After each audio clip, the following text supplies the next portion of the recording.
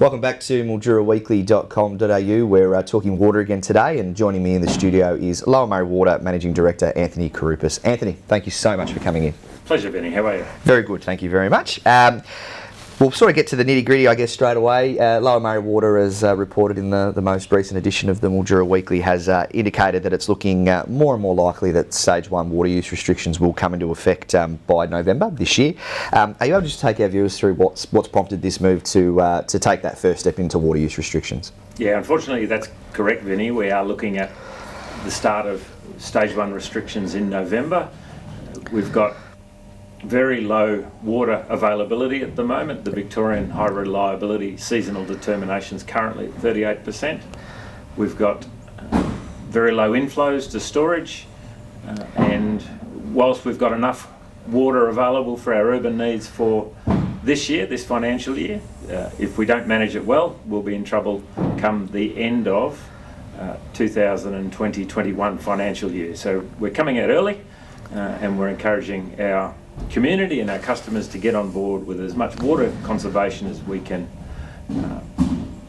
bring about in an early way. Yeah.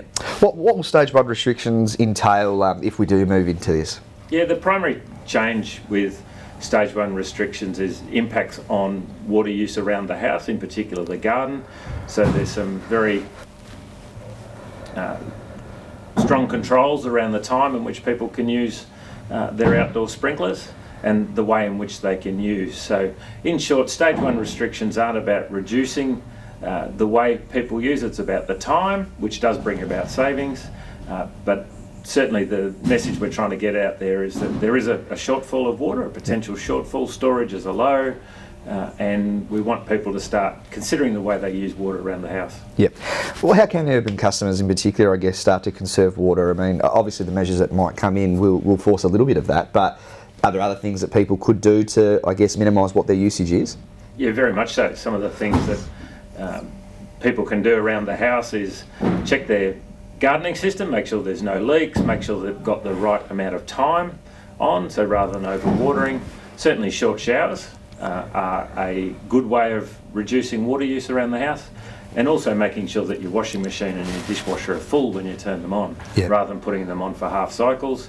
They use nearly as much water, but with not as much effect. So yeah, we encourage people to consider those opportunities, and if we can get people to do those sorts of things, then we're confident we'll be in a good position. Do you know when the final decision to perhaps move to Stage 1? As we said, it's at the moment it's in that very likely stage, but when will the decision be made either way? Yeah, we've got a couple of more bits of information to come together.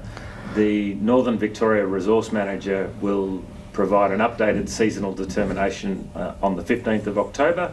That will include an updated seasonal outlook where they forecast inflows for the next month, 3 months, 6 months. So that's important. And then on the 1st of November, we'll have an updated determination as well. So they're the two key missing bits of information at this stage. And then at some point after that, we'll consider the need and confirm or deny the need for Stage 1 restrictions.